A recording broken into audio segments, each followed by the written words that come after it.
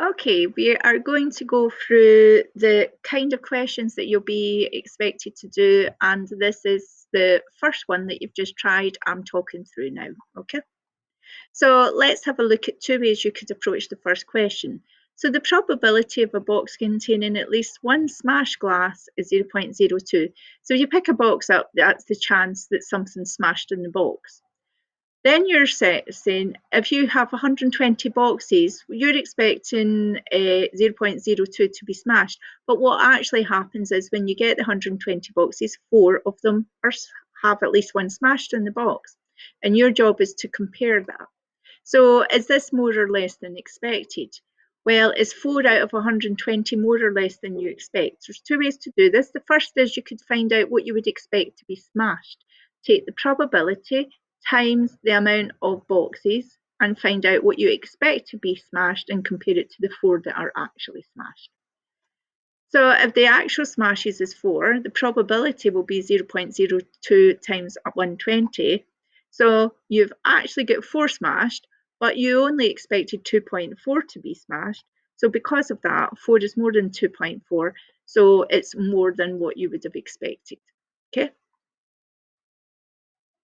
The other way to go about it is to express your smashes as a probability.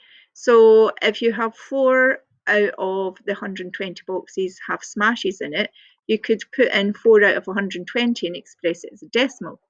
Because this is to 2 decimal places, we'll round this to 2, which would be 0.03. And is your probability bigger or smaller than the expected? 0.03 is bigger than 0.02, so it's more than expected. So you can either actually find out what the expected amount is and compare, or express your smashes as a probability and compare. So that's type 1. Your second question is to do with interpreting a back-to-back stem and leaf.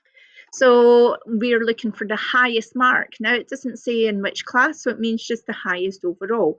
So if you're asked about the highest mark, then what we can do is try to figure out, this should fade in.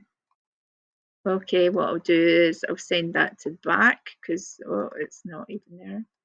This should be, I don't even know why that didn't happen.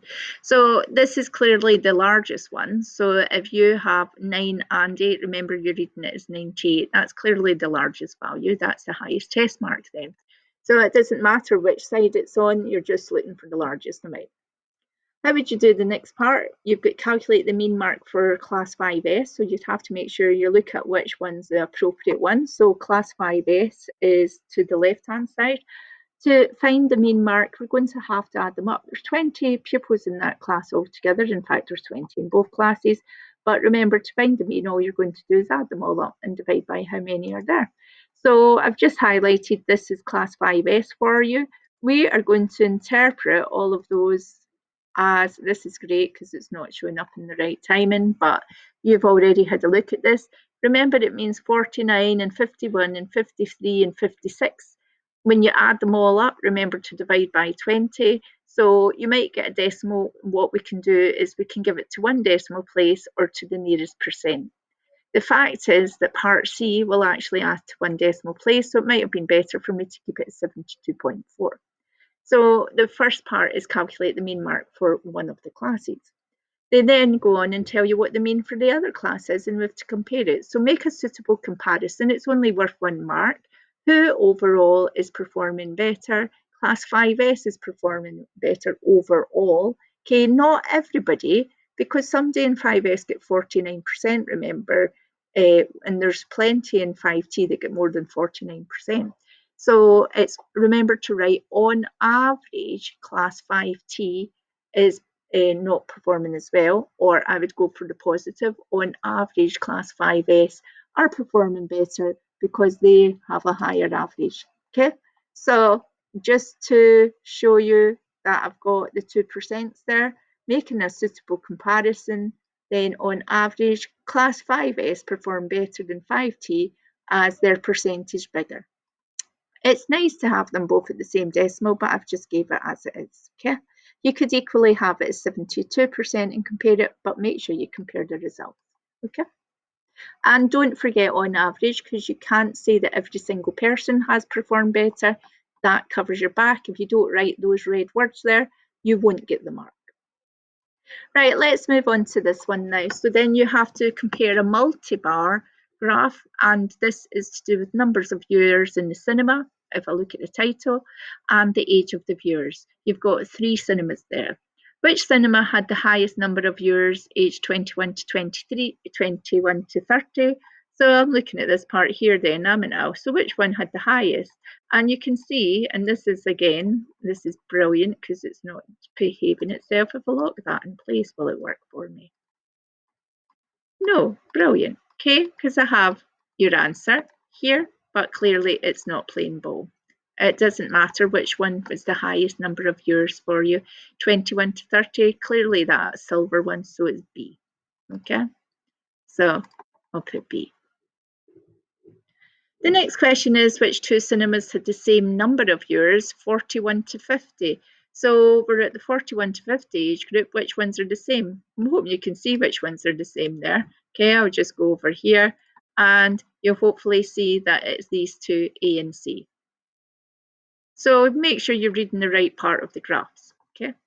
Which cinema had the most viewers overall? I can't just tell you that. I have to do a bit of working. So I'm going to have to add up all the A's, all the B's, and all the C's to decide overall. Okay, if it said a trend, that would be different, but it's just asking me overall.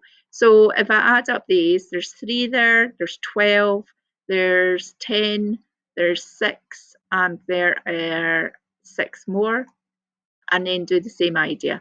So what I've got here is I needed to add them all up together. So I found 37 people went to cinema A.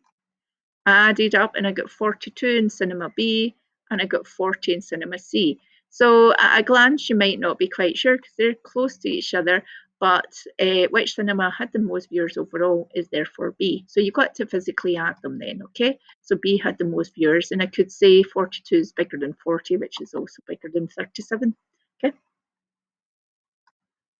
Your next question and your final question is to look at a pie chart, and this is using proportion. So the dealer sold 15 Nissans. It doesn't tell you what they all are together. It says it's 15 Nissans. Okay, so that means that you're going to have to find out what angle is represented by Nissen, which is 50 degrees. And then after that, if I divide by 50, I'll find 1 degree. So I'm just setting it up like a proportion question, really. If there's 50 degrees for 15 cars sold by Nissan, then we could find 10 degrees or 1 degree. If I divide by 50, I'll find that every degree represents 0.3. So what are we looking for? They want us to find the Fords. How do you get 60 degrees? Well, if you know 1 degree, you can just times it by 60, can't you? And you'll get your Fords. So the easiest thing for you, when you go to do it in the actual applications test, you'll find that it's not an easy number to deal with. So just go down to 1. If it was in a different situation, it was easy enough. You could have went and found 10 degrees by dividing by 5 and built it up to 60, because you could actually add them together and get 18. So you could use proportion in that way. But I'm telling you just now, you won't get a nice number. So just break it down to 1 degree and then find me the 60 degrees or whatever it's asking you to do. Okay, and that's it. So that gives you an idea about what all your questions are. You have a probability question where you could find using the expected value and compare it to what's really happened, decide if it's more or less. There's 2 ways to do it. You can either find the probability of what has smashed and compare it to the expected, or you can find the expected and compare it to what's really smashed. Either way, it's how you interpret it better.